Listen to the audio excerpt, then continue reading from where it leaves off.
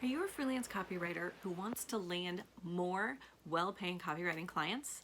Well, hang on, because in this video, I'm going to teach you how to improve your copywriting client close rate with just one simple method.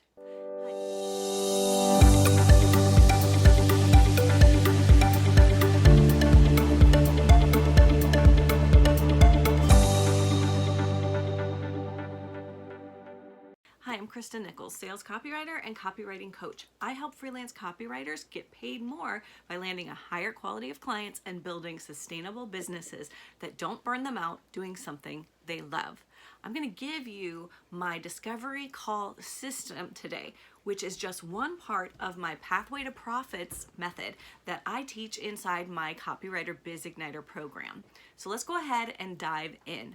We're going to break down my discovery call process into 3 phases: before the call, on the call, and after the call. All 3 phases are equally important, and there are certain things that you can do along the way to make sure that you're upping your close rate, impressing the client, and ending up with a big fat yes and a deposit in the bank. So let's go ahead and talk first about before the call. If you want to think about, how is this person finding me? Is it easy for them to be able to book a call? Am I spending a lot of time trying to schedule and keep up with emails and notifications? Or have I made it easy on myself to be able to get booked calls without me having to be in and out of my inbox all the time? If you have to say no to some of those questions, then you need to think about your pre-call system. You have to make it easy for them. When a client decides that they want help, you want to give them the path of least resistance to booking into your schedule. And that path of least resistance looks like having an automated scheduler. So I'm talking about programs like Calendly and Acuity. I actually use Acuity myself. These programs make it easy for you to create a custom link that the client can click on from your lead magnet, your website, your profiles on social media, anywhere that you go or are online that they're encountering you. They'll have opportunities to click that link and book a call with you. When they're taken to your schedule, they look at your calendar, pick the time they want, and register. Now there's one more super important step that not everybody does, but I highly, highly recommend it. This one has saved me a lot of time and energy, and it's also really helped me prepare for the call by giving me some information I need behind the scenes, and that is having a pre-qualification survey. So when someone books in to book a call with me and select a time, before they can submit that, they're taken through a form that asks them a few basic questions about their business. I want to know a little bit about them so that I can have an idea of what types of services, products, or frameworks I'm going to pitch them when we hop on the call.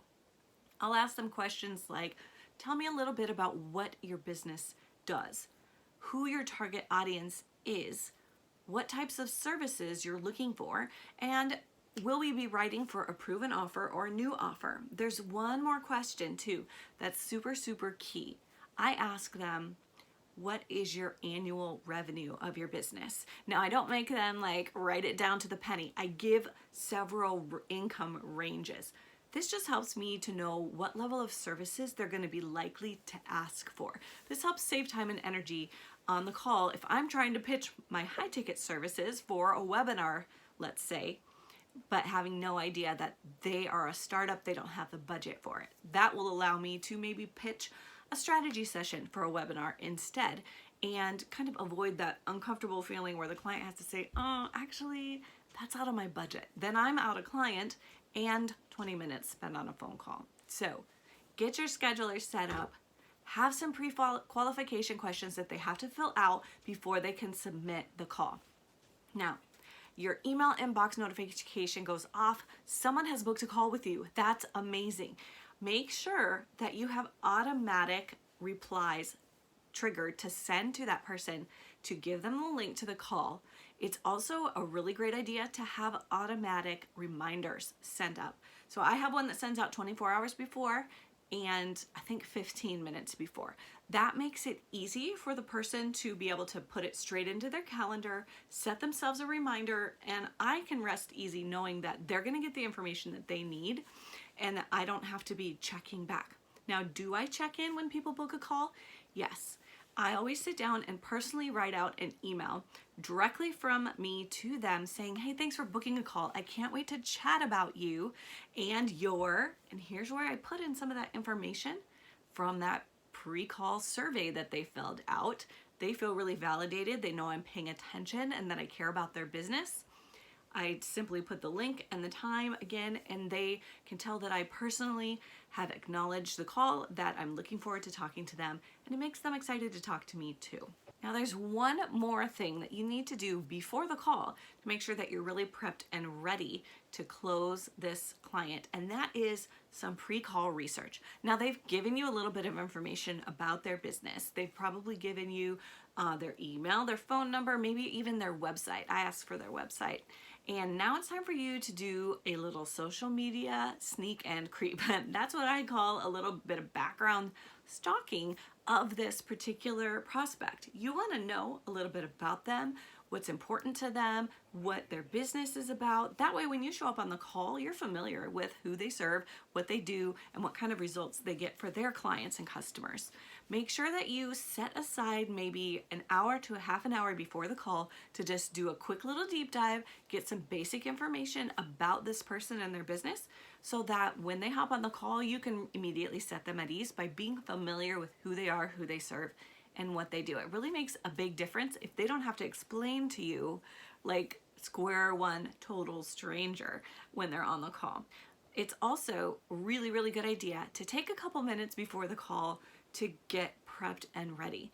So you want to head into the call with high energy. You want to be in a good mood. You want to be in a quiet place with a well-lit area, somewhere that is not going to be full of a lot of in and out and interruptions. I also recommend make sure you have a glass of water, a pen or a pencil. Make sure you clear your workspace so that it looks neat and tidy. These types of things are going to really make the prospect feel at home, and you're going to feel calm and peaceful going into it if you're not feeling like you're trying to shuffle papers around and clear out your background. All right, the second step in the discovery call system is the call itself. You hop into the Zoom, you make sure that you click record. I always like to record my discovery calls. I make sure to ask for permission first, but I like to do that so that I don't have to worry about catching every single word as I'm jotting down notes during the call. I can know that I have that recording to go back to and review as I put the proposal together. I also make sure that I have something to take notes on. I prepare my discovery call questions beforehand and leave plenty of space in between, or I open up a Google Doc is actually what I'm more likely to do. I have a form that I use that has spaces for the answers so that I can jot down the information that they give me as we go. So I love using my discovery call cheat sheet is what I call it. It's available to my students inside my Copywriter BizIgniter program, and it contains the most high conversion questions that I have found to be effective when closing high ticket copy clients. In fact, there's one question in there that is so good. I have literally watched them decide, like by the look on their face, I can tell they decide, I want her, when I ask them this question. So I highly recommend having a set of questions prepared in advance so that you can kind of steer the ship as you hop on that discovery call. Start out with a little chit chat, ask them about something you can see in the background of their room. Make sure that they feel comfortable and know that, you're not just all business all the time. You're a real person, they're a real person. Create a little bit of a connection. And then ask them about their business and their goals. And listen. Listen to hear and learn, not just respond. You'll be amazed at what they'll tell you if you make a conscientious effort to really listen to their answers. And as you go throughout the call, you're going to be collecting little pieces of information about what's important to them, what their goals are, and you'll be able to put those pieces together in a way that allows you to express how you can help them reach those by repeating their own words back to them. It's a super effective way to let them know you've been listening, that you care, and that you have a level of expertise that they've been looking for. When you get ready to close out the call and you have a good idea of what they're looking for, just give them a recap. Let them know, okay, so today we talked about your course launch that's coming up and the fact that you're looking for a sales page and an email remarketing sequence. I'm gonna go ahead and create a proposal with those items included. It's gonna have a timeline, it's gonna have what you can expect your investment to be, and it's gonna have next steps for you. I'll go ahead and send that over in about 48 hours. What's the best email to reach you? So that's my little spiel that I give, a variation of that.